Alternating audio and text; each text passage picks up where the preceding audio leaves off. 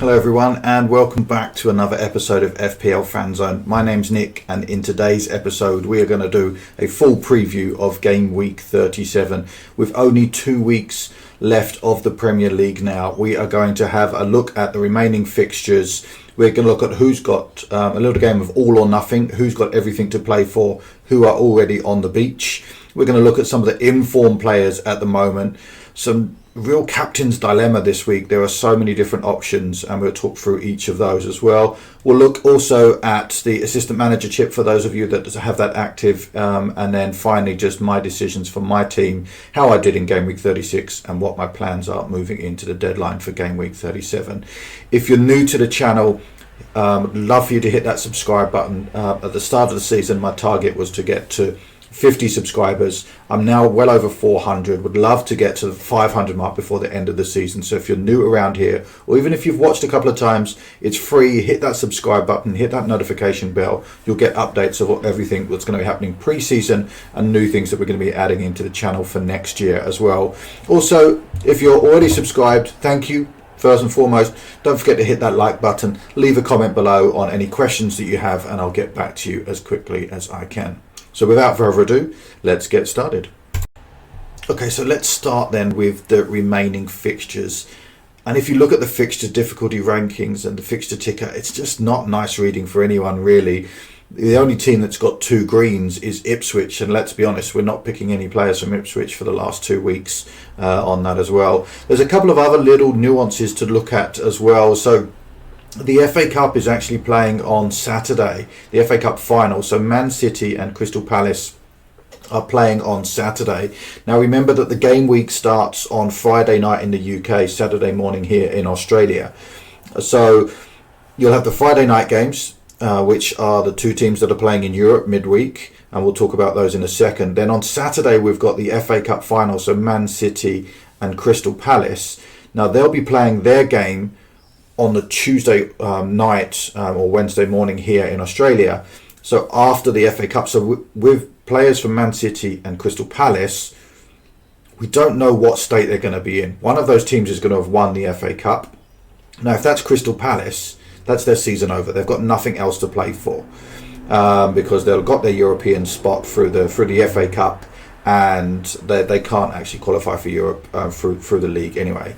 If Man City win the FA Cup, they still need to win to get into the Champions League. They'll get to the Europa League through the FA Cup, but they wouldn't get into the Champions League. So they've still got stuff to play for. So they're probably a little bit safer in terms of having a good team out this game week. But Crystal Palace could easily rotate if they win the FA Cup because they've got nothing left to pay for after that. Next up, we've then got Manchester United and Tottenham. Now, they're 16th and 17th in the league, which for 2 clubs with those fan bases, it's just not acceptable. But they've both got their eye on a midweek Europa League final. One of those teams is going to qualify for the Champions League despite finishing 16th and 17th in the Premier League. So their games have been moved forward to the Friday.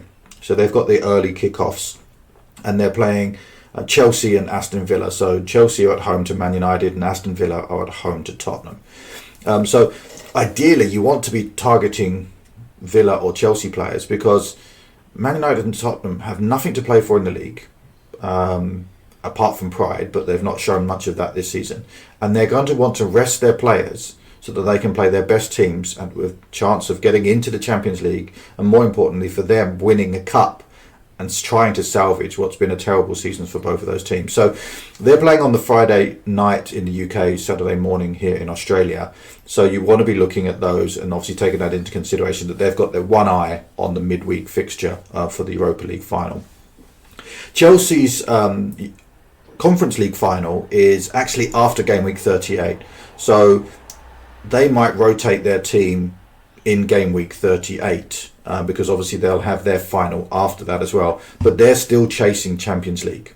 So they're even if they win the Conference League, they don't go into the Champions League, they qualify for the Europa League, but they're still chasing the Champions League, so they still need to secure that spot. So as I said, lots of little nuances for those last 2 remaining games, but yes, things to consider as we go through the video.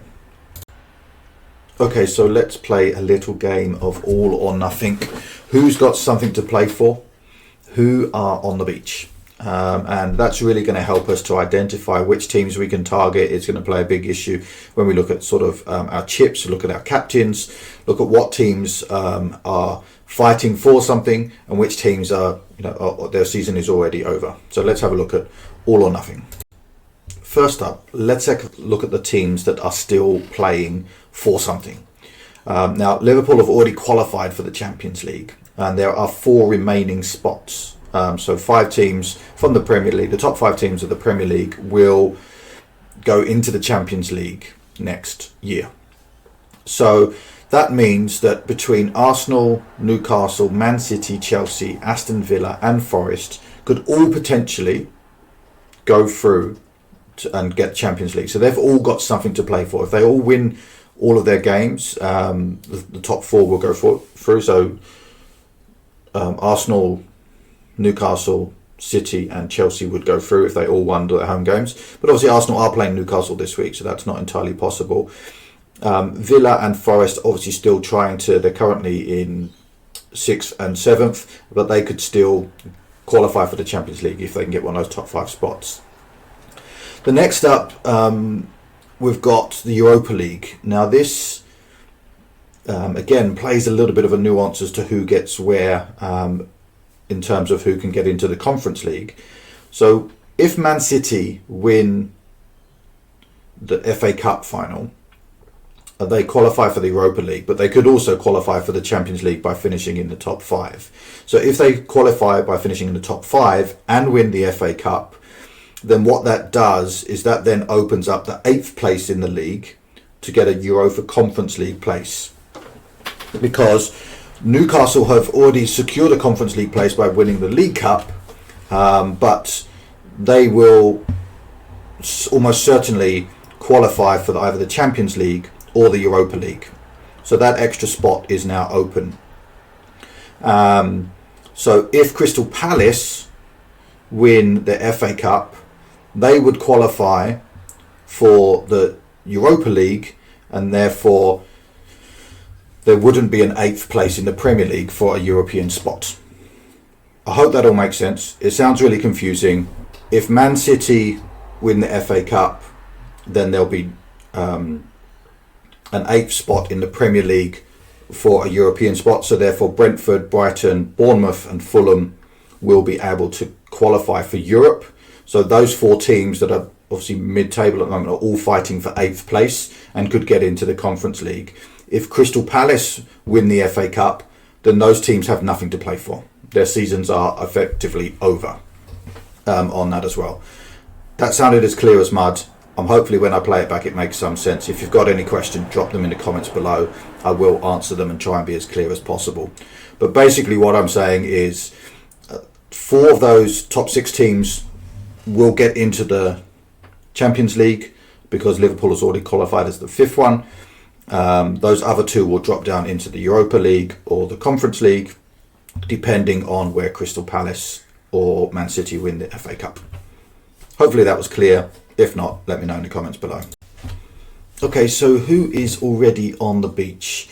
And first up, congratulations, Liverpool are champions of the Premier League, have already qualified for the Champions League. They've got nothing left to play for. So much so that they're already doing warm weather training out in the Middle East. They will obviously be back for their fixture for game week 37, but they've got nothing left to prove. They can't be caught.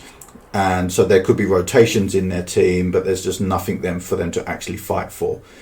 Next up is Crystal Palace. Obviously, they've got their eye on the moment purely focused on the FA Cup final against Man City on Saturday. And then they play their game week 37 game on Tuesday in the midweek. So regardless of what happens, there's nothing else for them to play for. So the FA Cup final is their end of season. For them, they've got there's a very, very outside chance that they could qualify in 8th place, but they would need all of the other results to go their way, which is very, very unlikely. Everton, Wolves and West Ham are going to finish where they finish in the bottom half of the table. They've got nothing left to play for. So therefore, there's no urgency for them. They're not going to get relegated, and they've got nothing, that they can win by winning their games. We talked about Manchester United and Tottenham, just outside the relegation places. They can't get relegated, so they don't need to play for anything in the league.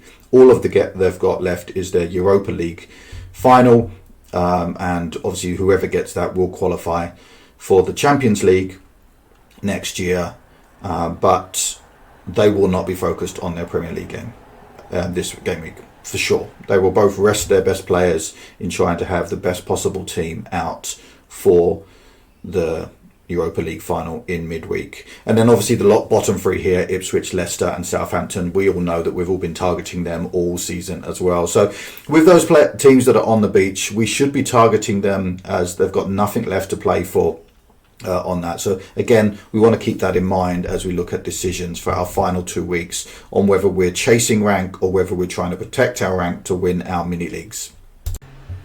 Moving on then, and let's have a quick look at some of the in-form players to target this week. Fabian Schär is the highest in-form defender at the moment. Now, would I target him this week? Probably not, because they've got Arsenal away.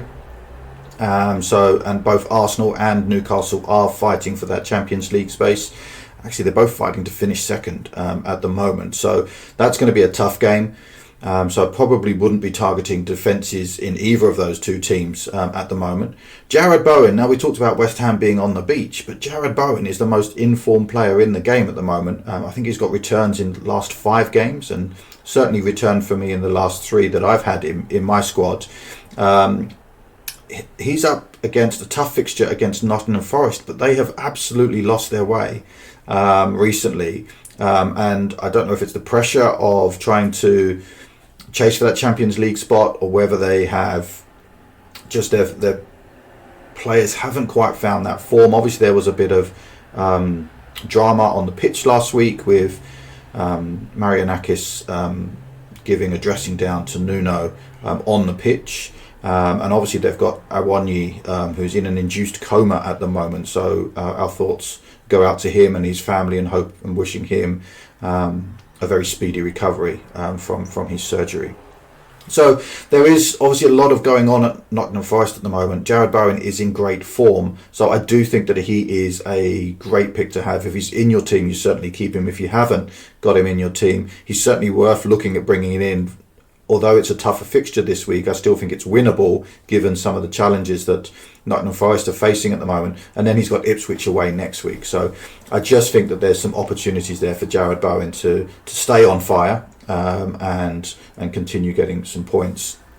And next up is Kevin Schade. And I know in the previous issues and previous episodes I've been talking about Brian and Mbeumo and Johan Wissa, and of course neither of them. Brian and Mbeumo did get some returns and he's on this list as well as an informed player at the moment. They've got middling fixtures, they're playing Fulham and Wolves, so Wolves have got nothing to play for. Fulham could still potentially be chasing that 8th spot, but so are Brentford, depending on the FA Cup result. So it really does depend on whether Crystal Palace win the FA Cup or not, as to whether these guys have something to play for. But Kevin Schade and Brian Mbeumo are in form, and Schade is only 3% owned. So as a differential, if you're chasing rank, he could be a great opportunity, given the form that he's in, the fixtures that they're in. They do potentially still have something to play for. But of course, because that FA Cup final is after the game week 37 deadline, we don't know whether they've actually got something to play for at that stage. Leandro Trossard is actually yellow flagged at the moment, and obviously Arsenal have had some tough fixtures recently since losing to PSG. They did come back well in the second half against Liverpool, but then lost to Bournemouth the week before. So Arsenal have been in a bit of a stumbling form at the moment. They haven't secured Champions League spot at the moment. They do have Southampton away on the last game of the season, so that should hopefully help them to secure that final security of that Champions League spot. But obviously they're fighting Newcastle at the moment for second place, so they will be there. So Trossard is an interesting one, only 4% owned. He could potentially play as the number 9 this week, but you never really know with that rotation around the front line for Arsenal at the moment, but his form has been really, really good, and at only 6.8 million, he's a massive differential. So if you're chasing rank, he could be one to keep an eye on. We talked about Brian and Buemo, the same as Kevin Schade, just good form. He's on penalties. He's a good opportunity there to, and okay fixtures, but not really much to play for. And then the last one, the guy that got loads of people 16 points last week was Eze. I just think that with their eye on the FA Cup this weekend, I personally wouldn't buy him, but I know he's been one of the most bought in players in midfield this week. And then they've got Liverpool away afterwards. Now they've got nothing else to play for, so that's a dead rubber game. I just don't expect there to be lots of goals and returns in that as well. So the Wolves fixture is quite nice, but obviously they'll have had either the highs and the celebrations of winning an FA Cup on Saturday, or the lows of losing it before their midweek game. So I'm just not entirely sure that I would move to Crystal Palace at this stage. And now the fun one: who to captain in game week 37? Now this really does depend on whether you're chasing rank or whether you are trying to protect your rank in terms of your mini leagues and where you want to finish, if you've got targets that you set yourself at the start of the season. But I've put up all of the players here that I think are viable captains for game week 37, and we'll talk through each of them. First up, Bukayo Saka. First, I was surprised that he's only 17% owned at this stage. Now, yes, he's got Newcastle at home, which is a tough fixture, but Arsenal are good going forward. Bukayo Saka is the creator of goals in this team. So I do think that there is a bit of a differential there, and obviously they've got the Southampton away game next week as well. So if you've got Saka in your team, he's an easy keep, but he is an interesting captain shout this week. Next up is Cole Palmer. Not been in the greatest of form, but the Man United game is a really nice fixture. Obviously their head's going to be elsewhere. So I do think that if you have a differential there, he's still 34% owned. Given his form, I'm really surprised by that, but it's a nice fixture. And I think that he could potentially get returns in that game. Mo Salah, obviously I sold Salah a couple of weeks ago, but he's just under 70% owned. He's had 1 goal and 1 assist in the last 7 games. So he's a safe bet because of his high ownership, his effective ownership. Lots of people have just who aren't playing anymore, who have just given up because their seasons have not gone the way they wanted, will just still have their captain's armband on Salah. So if you're trying to protect rank, he may be a good way to go. It's not very exciting. As I said, they've got nothing left to play for. It's not a particularly great game against Brighton. Next up, Jared Bowen, one of the most informed players in the league at the moment. West Ham have nothing to play for, but obviously that Graham Potter is trying to build his style into that team through that first season. He's only 12.7% owned, so he is a bit of a differential, and especially if you captain him. And we talked already about Nottingham Forest's troubles at the moment. They seem to be really struggling in terms of securing that Champions League spot. So maybe they're looking up now, going, we're not potentially going to win that. So I do think there's an opportunity there for Jared Bowen on that. Next up, Brian and Buemo. He's just been so consistent all season. He is nearly 50% owned at this stage, 46% owned. As a midfielder, obviously you get the extra point for the goal. He's on penalties. He's in good form at the moment, and they and Fulham are potentially both fighting for that Conference League space spot after the FA Cup. So he's got something to play for, and because of his high ownership, could be a good way to help protect rank as well, given his form. Next up is Ollie Watkins, and very much like Cole Palmer, he's playing Tottenham this week, so it makes perfect sense. I also would consider Rodgers here as well, who's been in really, really good form as a midfielder and as a differential as well. Watkins is only 20% owned, so again, captaining him would make him a differential captain for this week as well. And then the last two, obviously just adding in a couple of the big expensive strikers. Erling Haaland, just back from injury, didn't get got nothing in the game last week, which was surprising because he started over Marmouche. He's got the FA Cup first, so is he going to play both? Probably unlikely, but he is obviously the preferred number 9 at Man City, so we do expect him to get minutes in the FA Cup final and in the league as well. And then lastly, Alexander Isak has obviously got Arsenal away this week. Now, we all talk about all season about how Arsenal's defence has been really good and was the best in the league. It's not been recently. We've been conceding goals all over the place. So I do think that there is obviously opportunities there for Isak to get a goal or two against a struggling Arsenal defence. He's not been in the best of form at the moment. The goals from Newcastle have been coming elsewhere, but again, he is 59% owned at the moment. So there's an opportunity to bet against him if you are chasing rank, or bet with him if you're trying to protect rank because of his high ownership as well. But the captain's choice is a real tough one this week. I will leave a poll in the chat below. Let me know who you're going to captain. Because right now my captain's armband is on Jared Bowen because I don't own Palmer and I don't own Watkins. So they would be my preferred choices if I had either of those. But let me know who in the comment below who you are going to captain this week. Next up, assistant manager chip. I'm not going to go through all of the chips at this stage. I did cover them in the last video on which chips I would use each week. But the assistant manager chip, if you do have the option, have it activated, we're going to have a look at some of the options on what to do there as well. And also, again, if you've got this far into the video, I appreciate it. Hit that like button, hit subscribe if you're new around here, and that notification bell if you want updates on future videos. So this week, the assistant manager chip is actually quite interesting. There are 6 teams, with table bonus. Spurs, Man United, but we talked about them having one eye elsewhere. Southampton relegated against Everton, who have nothing to play for, so I don't see much there. West Ham versus Nottingham Forest. Now, Nottingham Forest do have Champions League to play for, but they're in a poor form at the moment, and West Ham have been in good form. So I quite like Potter as an option there. You've got Brighton versus Liverpool, and Brighton could potentially be chasing that 8th spot for the Conference League spot. So they've got something to potentially play for, again, depending on the FA Cup final. And Liverpool are already on the beach. And then the last one with the table bonus is Bournemouth versus Man City. And again, this is a tougher one.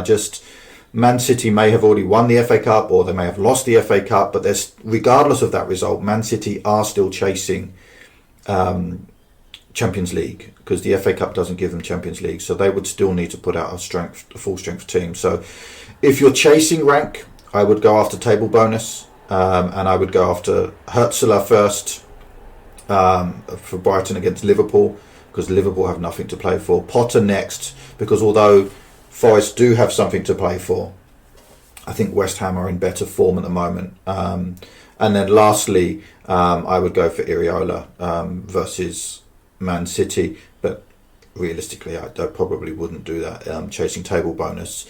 If I'm trying to protect my rank, or if I just want to secure the points, I think I would target Aston Villa or Chelsea against Spurs and Man United for the reasons we've already discussed.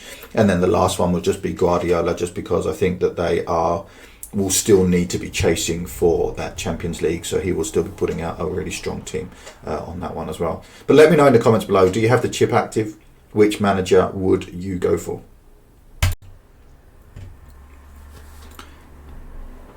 Moving on then to my team in game week 36, 52 points, but I did take a -4 by using 2 transfers. I'm chasing rank. I'd like to finish in the top 500k, so I need to find 300,000 places in 2 weeks, which is going to be tough now, but I was chasing points last week and I made 2 transfers and neither of them paid off. So I brought in De Bruyne for that sort of last hurrah. He was in good form, and it was a great fixture, and I think his XG was like 1.4, XGI was 1.4, and he got no returns on that. So I brought him in, captained him, got nothing out of it as well. So yeah, it didn't feel like a great result, because obviously I took out Marmoush, who did get dropped, so that did feel like the right option. I bought in Johan Wissa, who was also in really good form and got a 1-pointer. So took a -4 to bring in 2 players that both blanked.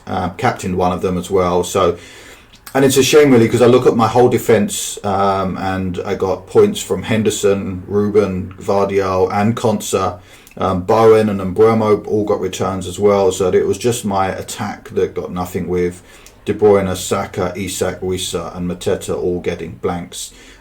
It's, you know, with the -4, it gave me a very small red arrow of -20,000 places. So onwards and upwards, looking forward to game week 37. And I've got that same dilemma again.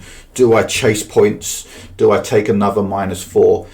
Now the thing is with -4s is that you can try and get that back over a period of time. It's very difficult to get that back over a 1-week period. So let's have a look at my team for game week 37 and then where I could potentially make some changes.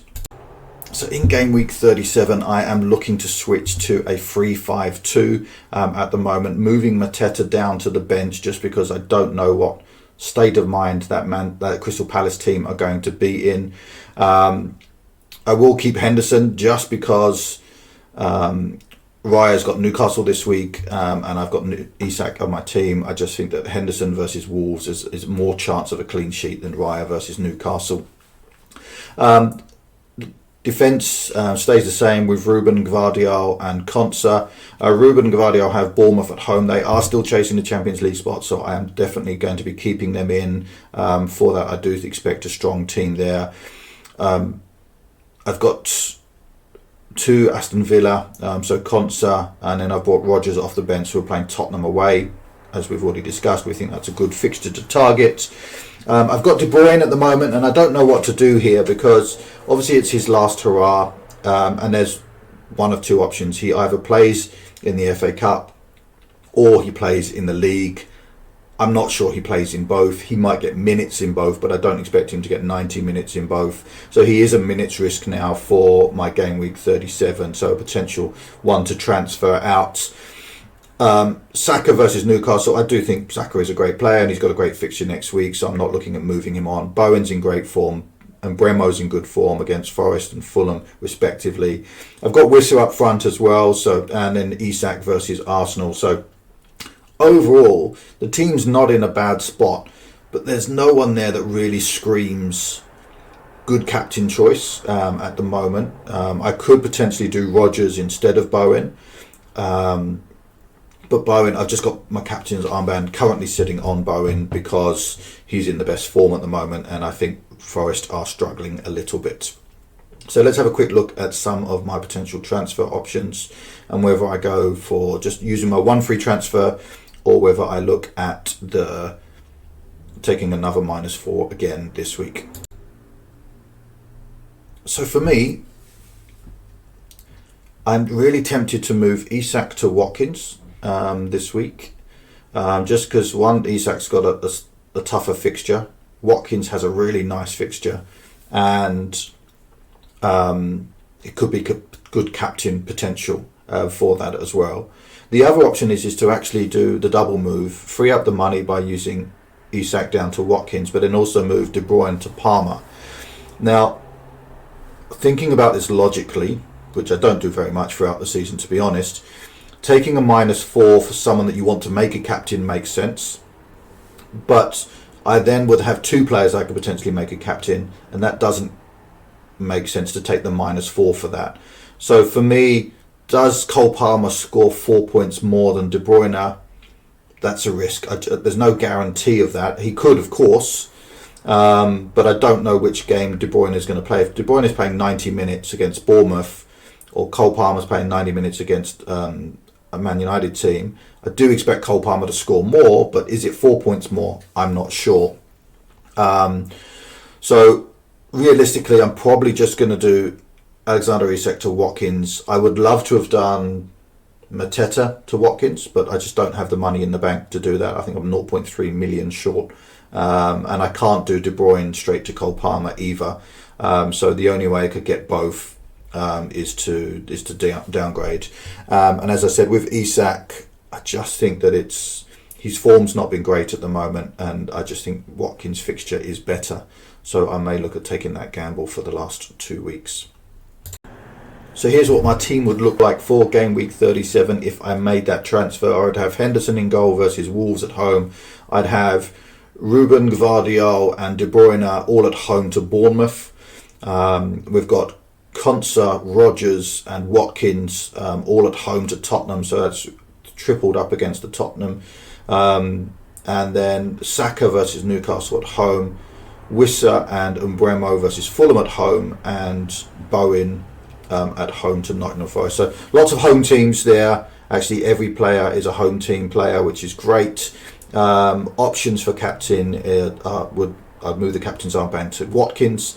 I would have Bowen as my vice captain, and then on my bench I'd have Raya, Mateta, Saliba and Kanate ready for game week 38. So that's what my team is potentially going to look like. I haven't made that transfer yet, so I still have Isak in my team, but let me know in the comments below if you think I'm going crazy, if you think that Watkins is not a good choice, or if there's someone else that I've glaringly missed. Let me know in the comments below. Once again, big thank you for watching FPL Fanzone. If you've got this far into the video, amazing. You are a true follower. Hit that like button. Don't forget to hit subscribe if you're new around here. We are trying to get to that 500 subscribers by the end of my first season. Hit that notification bell for updates on new videos coming out and new features that we're going to be adding to the channel. And also don't forget to answer the poll below regarding your captain's choice for this week. Thanks again for watching, and may all of your arrows be green.